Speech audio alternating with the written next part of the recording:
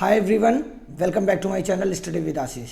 तो जब से सीटेट अपीयरिंग वालों के लिए रिजल्ट आया है या डीएलएड अपीयरिंग का रिजल्ट आ चुका है, तब से बिहार शिक्षक भर्ती से जुड़े सभी अभ्यर्थी सिर्फ और सिर्फ सबसे ज़्यादा कमेंट्स कर रहे हैं कि अब कट ऑफ क्या रह सकती है। क्योंकि सीटेट का जब रिजल्ट आया तो उसमें देखने को मिला कि बहुत ही फासला है अपीयरिंग कैंडिडेट से लेके पासिंग कैंडिडेट के बीच में। अगर 12 लाख कैंडिडेट प्राइमरी में थे अप्रॉक्स, तो 2,98,99,000 कैंडिडेट्स खाली पास हुए हैं। और बिहार के भी यही हाल है। बिहार में 4 लाख 4.5 लाख कैंडिडेट्स एग्ज़ाम दिए थे और लगभग 7% कैंडिडेट्स हैं जो पास कर पाए हैं प्राइमरी का पेपर।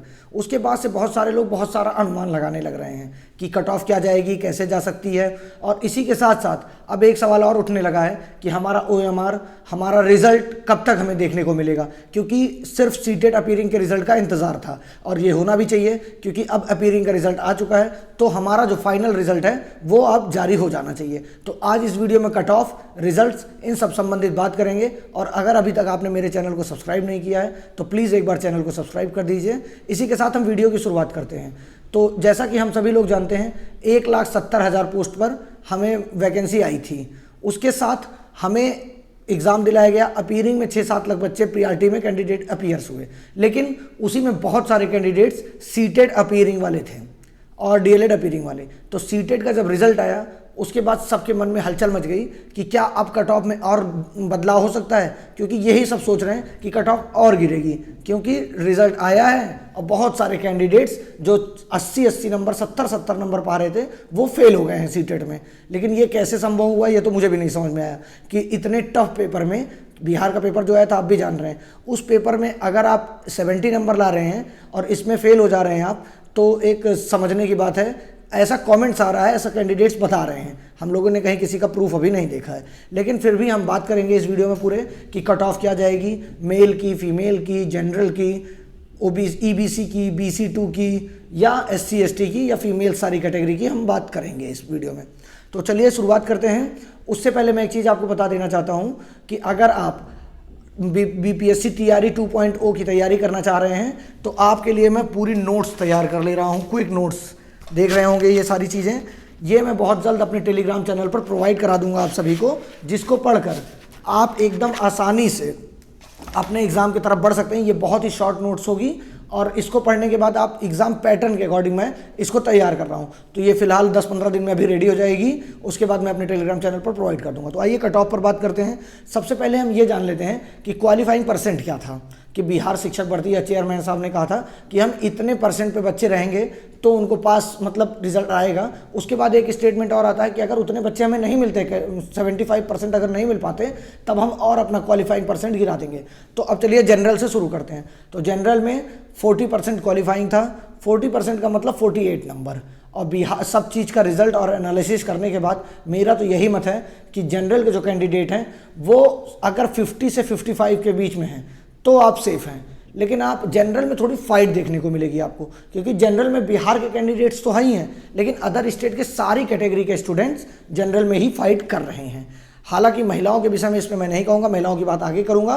तो जनरल में आप 50 से 55 प्लस हैं, 50 से 55 के बीच में हैं या 55 प्लस तो एकदम सेफ हैं। लेकिन आप 48 नहीं, आप क्वालिफाइंग नंबर से 1-2 नंबर ज़्यादा ही पाएंगे, तभी आपको सुरक्षित मानना है अपने आप को। भले ही कितने कैंडिडेट्स बाहर हो गए हों, भले ही बहुत सारे कैंडिडेट्स निकल गए हों या सीटेट नहीं क्वालिफाई कर पाए हों, डीएलएड में फेल हो गए हों, लेकिन आपको ये उम्मीद नहीं लगा लेना है कि जनरल की कट ऑफ बहुत ही कम जाएगी या क्वालिफाइंग पर रुक जाएगी। और अदर कैटेगरी के साथ अलग प्रोसेस है। लेकिन जो जनरल की बात है उसके लिए मैं कह रहा हूँ कि 50 से नीचे की उम्मीद ना की जाए तो ही बेहतर है आपके लिए भी और सभी के लिए। क्योंकि बहुत ज़्यादा किसी चीज़ से उम्मीद पाल लेना उसके बाद ना होना तो ये आपको बहुत ज़्यादा डिमोटिवेट कर देगा। ठीक है, अब हम बात करते हैं EBC की। ये सारे मेल्स की बात कर रहा हूँ मैं, फीमेल्स की बात अभी बाद में करेंगे। तो EBC में 34% क्वालिफाइंग था, मतलब अप्रॉक्स आपको 41 नंबर लाना था। तो अदर जो कैटेगरियां हैं ये आप सभी लोग जानते हैं हॉरिजॉन्टल रिजर्वेशन है, तो उनकी सीट्स पर कोई और फाइट नहीं करेगा। तो उनके लिए तो बहुत ही अच्छा मौका है। किसी किसी कैटेगरी में आपको देखने को मिलेगा जनरल छोड़ के कि क्वालिफाइंग परसेंट के नीचे आना पड़ गया है, और कैसे आना पड़ जाएगा ये भी मैं आपको भी समझा दूंगा। तो 40%, 41 नंबर चाहिए होगा, मतलब 34% EBC में। तो 41% से जो भी आसपास हैं, 40 भी हैं, तब भी आप अपने आप को भी सेफ मान के चलिए। लेकिन 41 वाले तो एकदम सेफ मान के चलिए, 41 से 41 प्लस, जो भी 41 प्लस हैं वो एकदम सेफ हैं, कोई भी समस्या का सामना उनको नहीं करना पड़ेगा। और मैं ये आपको बहुत कुछ सोच समझ के बहुत सारे लोगों से बात करके तब आपसे मैं शेयर कर रहा हूँ। EWS में कोई विशेष आरक्षण मिला नहीं है आपको, तो आप भी 50 से 55 के बीच में मान के चलिए अपने आप को, इसमें आपको राहत देखने को नहीं मिलेगी, चाहे आप EWS बिहार के हैं या आप EWS अदर स्टेट के हैं। वो अदर स्टेट वाले तो जनरल में ही काउंट होंगे। अब बात कर लेते हैं हम BC2 की। तो BC2 की EBC से थोड़ा सा ज़्यादा है, 36% आपका क्वालिफाइंग है, मतलब 44 नंबर। अगर आप 44 नंबर पा रहे हैं या 44 नंबर से प्लस, तो आप ये मान के चलिए आपका सिलेक्शन होगा, ये आप मान के चलिए, क्योंकि उतने कैंडिडेट्स मिल पाना भी मुश्किल है। आपकी ही कैटेगरी के बहुत सारे कैंडिडेट सीटेड से बाहर हो गए होंगे और आपको अदर स्टेट से फाइट नहीं करनी है, जैसे जनरल वालों को करना था। तो EBC2 में या BC2 में आपको फाइट किसी और से नहीं करनी है, आपके खुद के स्टेट से आपकी फाइट है, और उस वहाँ के ही कैंडिडेट्स जो अपीयर थे सीटेड के, अगर वो फेल हो गए तो सीधे सीधे आपके लिए सीट वहाँ खाली हो गई। तो ये एक ही जगह है SC ST, इसमें आपको 39 नंबर लाना है, मतलब 32%। SC ST में अगर आप 32% पा रहे हैं, 39 नंबर, तो आप अपने आप को एकदम सुरक्षित मान के चलिए। कोई कुछ भी बता दे आपसे, आपको डिमोटिवेट नहीं होना, अपने आगे की तैयारी करते रहना है, ठीक है। और ये भी जान लीजिए कि बहुत जल्द आपके सामने रिजल्ट आ जाएगा, क्योंकि सिर्फ सीटेट के रिजल्ट का इंतजार था, और वो जारी हो गया है। अब मिड अक्टूबर इसलिए कहा गया था कि हो सकता था, उन लोग को लग रहा था कि सीटेट का रिजल्ट थोड़ा लेट आए, लेकिन आज देखेंगे आप एक नोटिस और जारी की गई शिक्षा विभाग से इंडक्शन ट्रेनिंग के लिए। जो कैंडिडेट्स क्वालिफाई हो जाएंगे उनको इंडक्शन ट्रेनिंग कराएंगे वो सभी लोग। तो आप सब जान लीजिए कि बहुत तेज़ी से अब काम होने वाला है। जो भी लोग बहुत परेशान है कि नहीं आ रहा, रिजल्ट नहीं आ रहा है, तो परेशान ना होइए। ये सवाल उठता है कि हमारा OMR कहाँ है, फाइनल आंसर की कहाँ है, रिजल्ट कब तक देंगे, आखिर ये सब आप नहीं कर रहे हैं, तो ये सब तो होता है। लेकिन अभी फिलहाल लौट के आते हैं कट ऑफ पे। अब हम बात कर लेते हैं फीमेल्स की। तो देखिए, अगर आप बिहार राज्य की फीमेल्स हैं तो आपके पास सीधा सीधा सीट में 50% रिजर्वेशन है, और आपको क्वालिफाइंग नंबर चाहिए 32 सीट में, मतलब 32% रिजर्वेशन है। आपको सिर्फ अपने ही राज्य में की फाइट करनी है, तो आप बहुत आराम से, अगर आप 32% ले आ रही हैं, मतलब 39 नंबर, तो भी आपका सिलेक्शन होगा। और अगर इससे कम भी ला रही हैं, 38, 36, तब भी आपको बहुत डरने की ज़रूरत नहीं है। अभी जब तक रिजल्ट ना आ जाए तब तक आपको होप नहीं खोना है, क्योंकि इसमें परसेंटेज गिराएंगे ऐसा माननीय चेयरमैन साहब ने कहा है। और आपके पास बहुत ज़्यादा संख्या में सीट है और उतने ही कैंडिडेट्स भी थे आपके साथ, लेकिन आपका सिलेक्शन अगर आप क्वालिफाइंग में हैं तो हो जाएगा। अब क्वालिफाइंग में कैसे होगा ये भी आप समझ लीजिए। आप जानते हैं किसी भी पेपर का कट ऑफ डिपेंड करता है दो चीज़ों पर, एक कितने स्टूडेंट ने उसका एग्ज़ाम दिया है और उसका पेपर किस तरह आया हुआ है। आई होप ये समझ रहे होंगे। तो बिहार शिक्षक भर्ती में पेपर किस हिसाब से आया था ये मुझे बताने की ज़रूरत अब तो नहीं है, क्योंकि आपने देकर आया था। जिससे भी बात की जा रही थी यही कह रहे थे कि सर ये पेपर लग रहा था कि PCS लेवल का एग्जाम है, शिक्षक भर्ती का एग्जाम तो लग ही नहीं रहा था। तो इसलिए कहा जा रहा है, हालांकि बहुत सारे कैंडिडेट्स नंबर अच्छा पाए हैं, मैं ये नहीं कह रहा हूँ कोई नहीं पाया है, लेकिन सारे कैंडिडेट्स बहुत अच्छा नंबर पाए हैं ये तो संभव ही नहीं है, ठीक है ना।